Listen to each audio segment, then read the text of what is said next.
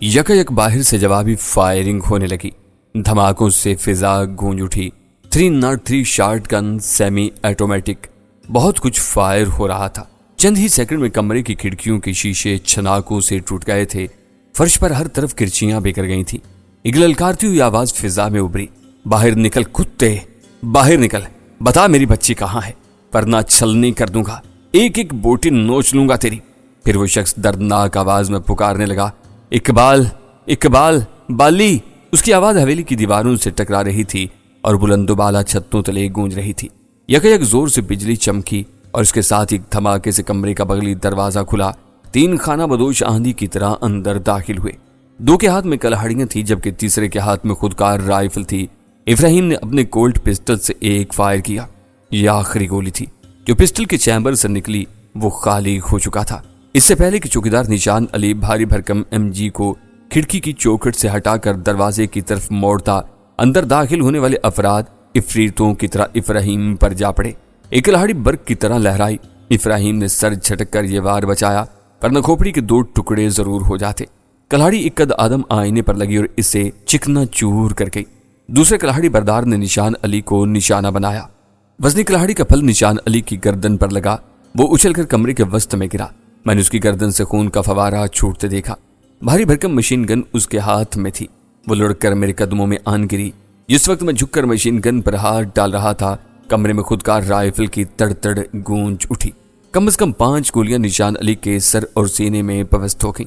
Machine gun पर गिरफ्त मजबूत करके मैंने सीधा होना चाहा, लेकिन इस ख्वाहिश को अमली जामा ना पहनाकर मैंने एक नई जिंदगी हासिल कर ली। सबसे पहले अंदर दाखिल होने वाले खाना बदोश ने कुछ ऐसी वहशत से कलहाड़ी घुमाई कि अगर मैं सीधा खड़ा हो जाता तो आईनी पल मगज में दूर तक घुस गया होता। कलहाड़ी की धार मेरे बालों को छूती हुई गुजर गई और इसने खाना बदोश राइफल बरदार को निशाना बनाया। यह ज़रब उसकी कोहनी और कंधे के दरमियान लगी थी। मैंने उसे खुदकार राइफल समेत डगमगाते देखा। ये चंद साहतें मेरे लिए गनीमत थी। मैंने मशीन गन पोजीशन की और ट्रैगर दबा दिया। मैं जानता था कि मैं किसी आम गन का ट्रैगर नहीं दबा रहा। यह हैवी फौजी गन थी। 1 मिनट में 600 से ज्यादा राउंड्स फायर करने वाली और करीबन 1 मील तक अपनी राह में आने वाले हर जी रूह को छलनी कर देने वाली। मुझे मालूम था कि मैं इसे बगैर स्टैंड के इस्तेमाल करने की गलती कर रहा हूं और इसका एस्पेक्ट बहुत हाई होगा। मैं पूरी तरह चौकस था। फिर भी जब ट्रैगर दबा मेरे हाथ झंझना उठे और मैं लड़खड़ा कर रह गया। 2 सेकंड के मुख्तसर वक्त में कम अज कम 20 गोलियां बैरल से निकली और कलहाड़ी बरदार के जिस्म को चीरती हुई गुजर गईं। गालबन वो फर्श बोस होने से पहले ही राह अदम हो चुका था। इन गोलियों ने सिर्फ हदफ ही को निशाना नहीं बनाया, वो जिस्म भी जो हदफ के अकब में था जबरदस्त झटकों से उछला और मुर्दा छिपकली की तरह जमीन पर गिरा। ये वो दूसरा कलहाड़ी बरदार था जो इब्राहिम का एक बाजू जख्मी करने के बाद इसके सर को निशाना बनाने जा रहा था। कलहाड़ी उसके हाथों में उठी की उठी रह गई थी। इसे अपने कदमों में गिरते देखकर इब्राहिम जैसे मौत के सकते से निकला और अंदरूनी दरवाजे की तरफ भाग निकला। यही वक्त था जब मैंने भी दरवाजे की तरफ दौड़ लगाई। हम दोनों का ये इकदाम बिल्कुल बरवक्त था। जो ही हम इस दरवाजे से गुजरकर हवेली की निशिस्त गाह में दाखिल हुए, दर्जनों खाना बदोश भर्रा मार कर पहले कमरे में घुस आए। निशिस्त गाह की रोशनी में मैंने देखा इब्राहिम की ऐनक गिर चुकी थी। कंधा खून आलूद था और रंग लट्ठे की तरह सफेद हो रहा था। इसने मुझसे कुछ कहने के लिए मुंह खोला ही था, लेकिन उसी वक्त दाएं जानिब की खिड़कियों से किसी ने खुदकार राइफल का ब्रस्ट मारा। ट्यूबलाइट टूट गई और ड्राइंग रूम में घुप अंधेरा छा गया।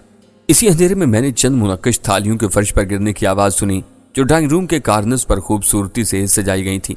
करीबन 35 पाउंड वजनी मशीन गन को दोनों हाथों में मजबूती से थामे मैं झुककर दौड़ता हुआ निशिस्त गाह से गुजरा और एक दरवाजे से निकलकर फिर अहाते में आ गया जहां बरामदे की मध्यम रोशनी पहुंच रही थी। मुझे अपने इर्द गिर्द इब्राहिम नजर आया, ना दूसरा चौकीदार। इब्राहिम साहब, इब्राहिम साहब, मैंने 2-3 बार जोर से पुकारा। हवेली के अंदरूनी कमरों में एक बार फिर फायरिंग होने लगी। खाना बदोश चंगड़ चिल्ला रहे थे और बंद दरवाजों पर गजबनाक धावे बोल रहे थे। लगता था वो आज इस हवेली को खाकस्तर करके यहाँ से जाएंगे। उस्ताद जी, अकब की तिरगी से जरींगुल की आवाज उभरी। मैंने पलट कर देखा। सफ्तर और जरींगुल उस भारी भरकम मशीन के अकब में थे जो कुछ रोज पहले यहाँ खुदाई के लिए लाई गई थी और अब बरामदे के करीब बेकार पड़ी थी। मैं भी दौड़कर मशीन की आड़ में हो गया। कुर्बो जवार में इस वक्त छुपने के लिए मौजूद तरीन जगह थी। मेरे हाथों में दबे मोहलक हथियार को सफ्तर और जरींगुल ने हैरत से देखा।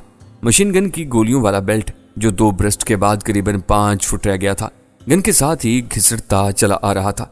सफ्तर ने तेज सरगोशी की آپ زخمی تو نہیں؟ ابھی تک تو نہیں، میں نے جواب دیا۔ اچانک کچھ لوگ اس بغلی دروازے سے باہر نکل آئے جہاں سے چند لمحے پہلے میں نکلا تھا۔ ان میں سے کچھ ایک تو بند دروازے پر کلہاڑیاں برسانے لگے اور کچھ بیرونی سیڑھیوں سے حویلی کی چھت کی طرف لپکے۔ باقی افراد دیوانوں کی طرح ہمارے آس پاس چکرانے لگے۔ ڈگنگ مشین کی اس آڑ میں ہم زیادہ دیر محفوظ نہیں رہ سکتے تھے۔ کسی بھی لمحے خانہ بدوش ہمیں نشانہ بنا سکتے تھے یا ہم ان کا خون بہانے پر مجبور ہو جاتے۔ میری نگاہ تہہ خانے کی طرف اٹھی۔ تہہ خانے کا آہنی دروازہ ہم سے 30-40 قدم کی دوری پر تھا۔ دروازے کے سامنے گنوں سے لدے ہوئے ٹرک کا ہیولا صاف دکھائی دیتا تھا۔ ٹرک کا منہ حویلی کی گیٹ کی طرف تھا، جیسے وہ اس گیٹ سے نکلنے کے لیے تیار ہو اور خود بھی یہ چاہتا ہو کہ جلد سے جلد یہاں سے نکل جائے۔ صفدر، میں نے سرگوشی کی۔ جی، اس نے ہنکارا بھرا۔ ٹرک کی طرف چلتے ہیں۔ ہم تینوں ایک ساتھ کھڑے ہوئے اور جیسے پہلے سے طے شدہ پروگرام کے تحت ٹرک کی طرف لپکے۔ میں جانتا تھا کہ نہ صرف ٹرک کا دروازہ کھلا ہے بلکہ چابی بھی اگنیشن میں موجود ہے۔ ہنگامہ شروع ہونے سے چند سیکنڈ پہلے میں نے خود دل محمد کو ڈرائیونگ سیٹ پر بیٹھے اور ٹرک اسٹارٹ کرتے دیکھا تھا۔ اب اگر قسمت ہمارا ساتھ دیتی اور چابی اگنیشن میں موجود ہوتی تو ہم ٹرک سمیت خانہ بدوشوں کے اس خونی نرغے سے نکل سکتے تھے۔ یوں ہی ہم ٹرک تک پہنچے، حویلی کی چھت سے کوئی جانگلی لہجے میں پکارا، وہ دیکھو، وہ جا رہے ہیں حرام کے جنے۔ دائیں جانب سے میں نے کیبن کا دروازہ کھولا اور بائیں جانب سے صفدر نے۔ ایک سیکنڈ کے اندر ہم کیبن کے اندر تھے۔ میں نے مشین گن کو بیلٹ سمیت صفدر کی گود میں پھینکا اور اندھوں کی طرح چابی کے لیے ہاتھ گھمایا۔ وہ بڑا خوش بخت لمحہ تھا جب میری انگلیوں نے اگنیشن میں جھولتی چابیوں کو چھوا۔ ٹرک کا ڈھیلا ڈھالا کلچ دبا کر میں نے چابی گھمائی۔ ایک جھجری سے 6 سلنڈر کا طاقتور انجن جاگ اٹھا۔ 2-3 دفعہ زور سے ریس دے کر میں نے فرسٹ گیئر لگایا اور کلچ چھوڑ دیا۔ بھاری بھرکم ٹرک ایک جھٹکے سے آگے بڑھا تو اس کی چوبی باڑی سے چون چراں کی بے شمار آوازیں ابھری۔ اسی وقت عقب سے یکے بعد دیگر شاٹ گن کے 3 فائر ہوئے۔ کچھ شرے ٹرک کی باڑی میں گھس گئے۔ میں نے نہایت سخت اسٹیئرنگ کو تھوڑا سا گھما کر ٹرک کا رخ گیٹ کی طرف سیدھا کیا اور گیئر بدلنے کے لیے بایاں پاؤں کلچ کی طرف بڑھایا۔ اسی لمحے میرے پہلو میں دروازہ ایک جھٹکے سے کھلا اور میں نے گھنی مونچھوں والے ایک خونخوار صورت خانہ بدوش کو 1 فٹ کی دوری پر دیکھا۔ وہ ٹرک کے پائیدان پر چڑھا ہوا تھا اور اس کے ہاتھ میں قریباً 3 فٹ لمبی چمکدار کلہاڑی تھی۔ گیٹ کی طرف سے آتی ہوئی مدھم روشنی میں مجھے کلہاڑی کا رنگین دستہ دکھائی دیا۔ اس دستے پر خانہ بدوش کے گہرے سانولے رنگ کی انگلیاں بڑی مضبوطی سے جمی ہوئی تھیں۔ ان انگلیوں میں مختلف رنگوں کی بھدی انگوٹھیاں ایک ساتھ کے لیے میری نگاہوں میں چمکیں اور پھر کلہاڑی کا اٹھا ہوا دستہ تیزی سے نیچے آیا۔ یہ سب کچھ سیکنڈ کے ایک مختصر عرصے میں ہوا۔ صفدر نے کلہاڑی کا یہ جان لیوا وار اپنے ہاتھ پر روکا۔ کلہاڑی اس کی ہتھیلی سے پھسل کر اسٹیئرنگ پر لگی اور ضرب کی شدت سے سارا ڈیش بورڈ جھنجھنا اٹھا۔ ایک لمحہ ضائع کے بغیر صفدر نے ہاتھ کی گرفت کلہاڑی کے دستے پر مضبوط کی اور سر کی خوفناک ٹکر خانہ بدوش کے چہرے پر رسید کی۔ اس کے منہ سے کراہ نکل گئی مگر کلہاڑی پر اس نے اپنی گرفت ختم نہیں کی۔ صفدر نے فوراً سے پہلے دوسری ٹکر ماری۔ یہ ٹکر پہلی سے بھی زیادہ شدید تھی۔ خانہ بدوش جو ذرا دیر پہلے خونخوار ہو رہا تھا ایک دم دفاعی پوزیشن میں آ گیا۔ میں نے اس کے منہ اور نتنوں سے سیاہی مائل لکیریں پھوٹتی دیکھیں۔ صفدر نے ایک دم کلہاڑی چھوڑ کر اسے زوردار دھکا دیا اور چلتے ٹرک سے نیچے پھینک دیا۔ اسی لیے میں بائیں دروازے پر بھی کوئی خانہ بدوش کلہاڑیاں برسانے لگا۔ کلہاڑی کے ساتھ ساتھ وہ اپنی زبان بھی چلا رہا تھا اور نہایت غلیظ قسم کی گالیاں ہمارے کانوں میں زہر کھول رہی تھیں۔ کھڑکی کا بوسیدہ شیشہ ٹوٹ کر زرین گل کی جھولی میں آ گرا۔ وہ کلہاڑی کی زد سے بچنے کے لیے پہلے تو صفدر کی طرف جھکا لیکن پھر اس کے پٹھان خون نے جوش مارا اور اس نے دروازے کی چرخنے کی طرف ہاتھ بڑھا دیا۔ غالباً وہ دروازہ کھول کر کلہاڑی بردار کو لات شات مارنا چاہتا تھا، تاہم اس مہم جوئی کی نوبت نہیں آئی۔ ٹرک رفتار پکڑ کر گیٹ کے قریب پہنچ چکا تھا۔ ایک دھماکے سے چوبی گیٹ اور ٹرک کا تصادم ہوا۔ میں نے سائیڈ کے شیشے سے گیٹ کے ایک ستون کو منہدم ہوتے اور 24 تختوں کو ادھر ادھر بکھرتے دیکھا۔ جو خانہ بدوش ٹرک کے ساتھ ساتھ بھاگ رہا تھا وہ دوسرے ستون سے ٹکرایا اور گیٹ کے ملبے سے الجھ کر رہ گیا۔ اس دوران عقب سے خودکار رائفل کی تڑ تڑ بھی گونجی، لیکن یہ گونج کافی فاصلے پر تھی اور جب تک کوئی گولی براہ راست ٹائر میں نہ لگتی ہمیں کوئی فکر اور اندیشہ نہیں تھا۔ گیٹ سے نکلتے ہی ہم نے موڑ کاٹا اور حویلی کی دیوار کی آڑ میں ہو گئے۔ اب ہم پیچھے سے کی جانے والی فائرنگ سے تقریباً محفوظ ہو چکے تھے۔ حویلی کے ارد گرد مجھے کوئی گاڑی دکھائی نہیں تھی، نہ ہی حویلی میں اس ٹرک کے سوا کوئی گاڑی موجود تھی، کم از کم ہمیں نظر نہیں آئی تھی۔ اس کا مطلب تھا کہ خانہ بدوشوں کے لیے ہمارے تعاقب میں آنا ممکن نہیں تھا۔ جیسا کہ بعد میں پتا چلا وہ گھوڑوں پر یہاں پہنچے تھے اور یہ گھوڑے اور خچر وغیرہ انہوں نے حویلی سے کافی فاصلے پر باندھے تھے۔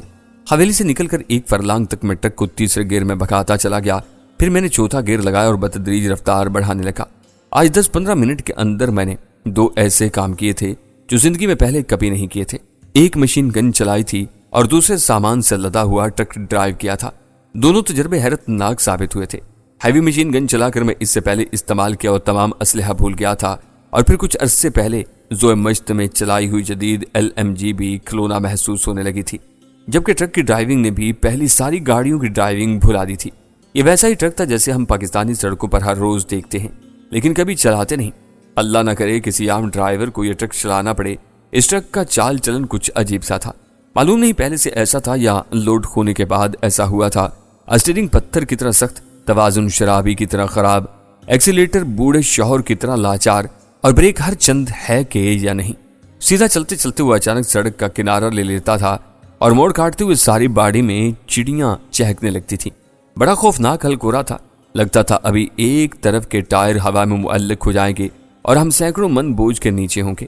جب میں نے رفتار 40 پر پہنچائی تو مرزا کی بائی سائیکل والی بیشتر خصوصیات ٹرک میں ظاہر ہو گئیں، تاہم اس کے ساتھ ساتھ ایک خوشگوار احساس بھی ہو رہا تھا۔ باڑی کی تمام تر خامیوں کے باوجود ٹرک کا انجن زوردار تھا اور سرگوشیوں کی زبان میں ہم سے یہ عہد کر رہا تھا کہ ہر کٹھن راستے پر ہمارا ساتھ نبھائے گا۔ برانچ روڈ پر پہنچ کر میں نے ٹرک کی رفتار مزید بڑھا دی۔ ہمیں کیا کرنا ہے، کہاں جانا ہے، کچھ معلوم نہیں تھا، اور یہ سارا پروگرام طے کرنے کے لیے ہم رک بھی نہیں سکتے تھے۔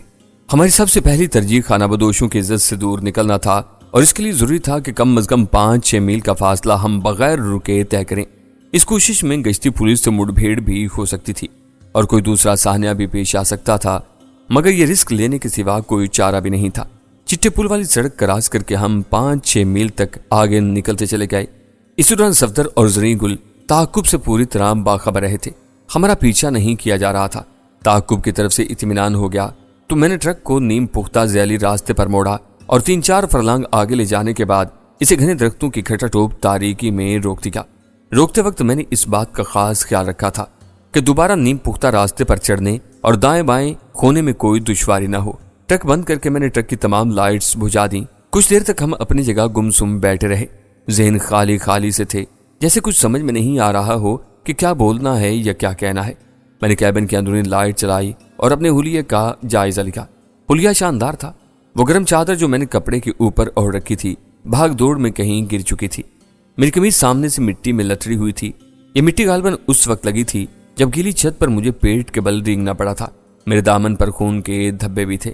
یہ اس خانہ بدوش کے خون کے دھبے تھے جو چلتے ٹرک پر چڑھ کر مجھ پر حملہ آور ہوا تھا۔ صفدر کی دھواں دھار ٹکروں نے اسے جو نقصان پہنچایا تھا، ان ٹکروں کا ثبوت ان خونی دھبوں کی صورت میں میری قمیض پر چپکا ہوا تھا۔ صفدر اپنی ہتھیلی دیکھ رہا تھا۔ کلہاڑی وہاں پھسلتی ہوئی لگی تھی، لہٰذا بہت گہرا کٹ نہیں آیا تھا۔ زریں گل نے ایک پٹی پھاڑ کر صفدر کے ہاتھ پر باندھ دی۔ کلہاڑی کی ضرب کی اصل شدت اسٹیئرنگ نے جھیلی تھی۔ اسٹیئرنگ پر ایک گہرا کٹ آ گیا تھا اور اسٹیئرنگ کے گرد لپٹے ہوئے فوم کے ٹکڑے نیم مردہ ہو کر نیچے لٹک رہے تھے۔ یہاں رکنے سے پہلے میں نے مشین گن سیٹ کے نیچے ایک مناسب خلا میں رکھ دی تھی، تاہم اس کا کچھ حصہ ابھی باہر تھا اور کیچڑ سے لترا ہوا تھا۔ بلٹ اسٹرائپ بھی نظر آ رہا تھا۔ ہم نے کوشش کر کے اسٹین گن کو سیٹ کے بالکل نیچے کر دیا اور موبل آئل کے ڈبے خلا میں اس طرح رکھ دیے کہ سیٹ کے نیچے جھانکنے سے فوراً گن پر نگاہ نہ پڑ سکے۔ زریں گل دروازہ کھول کر نیچے اترا اور اس نے اپنی جھولی میں گرے ہوئے شیشے کے ٹکڑے نیچے جھاڑ دیے، پھر اپنی چادر اتاری اور میری طرف بڑھا دی۔ استاد جی، اس چادر کا تم کو ہمارے سے زیادہ ضرورت ہے۔ میں اس کی بات سمجھ رہا تھا۔ میری قمیض خون سے داغدار ہو گئی تھی۔ فوری طور پر قمیض کو دھونا ممکن نہیں تھا۔ اس مسئلے کا عارضی حل چادر کی بکل میں پوشیدہ تھا۔ میں نے زریں گل سے چادر لے کر جسم سے لپیٹ لی۔ اس دوران صفدر فرش اور نشستوں پر بکھرے ہوئے شیشے صاف کر چکا تھا۔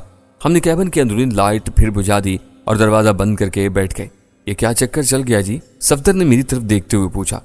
جو کچھ ہے تمہارے سامنے ہے، میں نے کہا۔ غالباً یہ وہی لوگ ہیں جن کی لڑکی پرسوں ابراہیم کے ہاتھوں مری ہے۔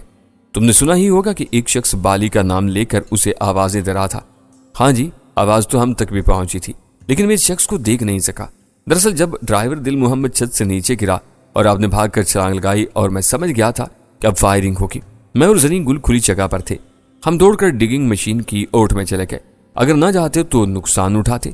دل محمد کا نام سن کر میری آنکھوں میں خونی منظر گھوم گیا جب ایک خانہ بدوش کی وزنی کلہاڑی نے انسانی سر کو نشانہ بنایا تھا اور یوں لگا تھا جیسے کسی ٹال پر پٹھان لکڑی پھاڑی ہو۔ وہ آواز جیسی ابھی تک میری کانوں میں گونج رہی تھی۔ میں نے صفدر سے کہا، دل محمد کا کام تمام ہو گیا ہے، میری آنکھوں کے سامنے قتل ہوا ہے وہ، اور وہ چوکیدار نشان علی بھی مارا گیا ہے۔ اوہ! صفدر کے ہونٹ تعصب سے سکڑ گئے۔ زرین گل بولا ہمارا تو خیال ہے اور لوگ بھی قتل ہوا ہوگا، 3-4 بار مشین گن کا آواز سنا ہے ہم نے۔ میں نے کہا 2 بندے تو میرے ہاتھوں سے گرے ہیں، اس سے پہلے چوکیدار نشان علی نے بھی 1-2 برسٹ مارے تھے۔ میری آنکھوں میں وہ منظر چمک گیا جب مشین گن سے گولیاں پانی کی دھار کی مانند نکلی تھیں اور 2 افراد اچھل اچھل کر فرش پر ڈھیر ہوئے تھے۔ ایسے مناظر تادیر ذہن میں نقش رہتے ہیں۔ چند سیکنڈ کیبن میں گھمبیر خاموشی طاری رہی۔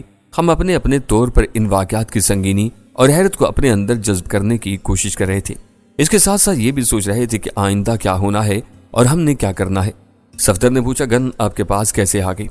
بس اتفاق ہی سمجھو، میں نے جواب دیا۔ نشان علی کو گولیاں لگنے سے پہلے کلہاڑی لگی تھی۔ کلہاڑی کی چوٹ کھا کر وہ فرش پر گرا۔ گن اس وقت اس کے ہاتھ میں تھی، اس کے ہاتھ سے چھوٹی تو میں نے اٹھا لی۔ اور ابراہیم؟ صفدر نے پوچھا۔ اس کا کچھ پتا نہیں، وہ ڈرائنگ روم تک میرے ساتھ تھا۔ فائرنگ سے ٹیوب لائٹ ٹوٹی اور اندھیرا ہو گیا۔ میں نے اسے آوازیں دی، اس نے کوئی جواب نہیں دیا۔ چند لمحے مکمل خاموشی رہی، پھر صفدر نے قمیض کی جیب سے سگریٹ کا پیکٹ نکالا، ایک سگریٹ مجھے تھمایا، دوسرا اپنے ہونٹوں سے لگا لیا۔ لرزاں ہاتھوں سے ماچس جلا کر دونوں سگریٹ سلگائے اور کش لینے لگا۔ اب کیا پروگرام ہے؟ چند لمحے بعد اس کی گھمبیر آواز کیبن میں گونجی۔ اس کی آواز کی گھمبیرتا نے کیبن کی مختصر فضا کو کچھ اور بہوجل کر دیا تھا۔ میں نے اس برفیلے بوجھ کو مسکراہٹ کے ضرب سے توڑنے کی کوشش کی۔ پروگرام کیا ہے؟ اب سارے پروگرام ہمارے ہی ہیں۔ سم کھل گیا ہے، مال ہم نے خچروں پر لاد دیا ہے۔ اب چلتے ہیں کوہ کاف کی طرف۔ غالباً اس وقت ہمارا شمار دنیا کے امیر ترین افراد میں ہوتا ہے۔ کیا خیال ہے تم دونوں کا؟ صفدر اور زرین گل کے تنے ہوئے اعصاب بھی کچھ ڈھیلے پڑ گئے۔ صفدر نے گہری سانس لے کر کہا، بات تو آپ کی بالکل ٹھیک ہے، اس وقت ہم بے حد امیر ہیں، لیکن زور کس پر ہوا؟ اس وقت پر 10-15 منٹ یا آدھے گھنٹے بعد کیا ہوگا یہ ہمارے فرشتوں کو بھی خبر نہیں۔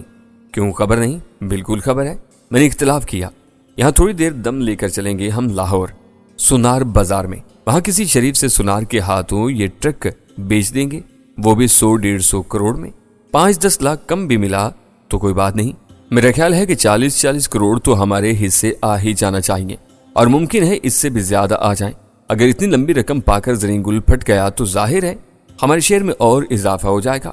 سوہا بازار سے ہم آگے اسلام آباد اور وہاں سے سیدھے امریکی سفارت خانے میں جو سب سے پہلا شخص ملے گا اس کے منہ پر 60-70 لاکھ روپیہ مار کر امریکہ کا امیگریشن ویزا اور اس کے حقوق لیں گے اور اتوار والی فلائٹ سے نیو یارک چلے جائیں گے۔ صفدر نے کہا، اب جیسے لوگ جب بھی جون میں آتے ہیں نا، امریکیوں اور یہودیوں ہی کا بھلا کرتے ہیں۔ سوچیے اگر رقم ہمارے پاس آ ہی گئی ہے تو پھر کیوں نہ مسلم امہ کا فائدہ کریں۔ عمرے کا ویزا لگوا کر چلتے ہیں سعودی عرب، شاہ فیصل سے ملاقات کرتے ہیں، ان سے کہتے ہیں کہ کچھ آپ ملائیں کچھ ہم ملاتے ہیں، اور قطب جنوبی کے تودے کھینچ کر سعودی ساحل پر لاتے ہیں۔ خالی صحرا سبزہ زار بن جائے گا، پھر وہاں رہائشیں ہوں گی، شیوخ کے فارم ہاؤسز ہوں گے اور ہم ہوں گے۔ زرین گل نے کہکا لگایا، لیکن جناب یہ سب تب ہوگا جب ہمارا پیٹ پٹے گا نا۔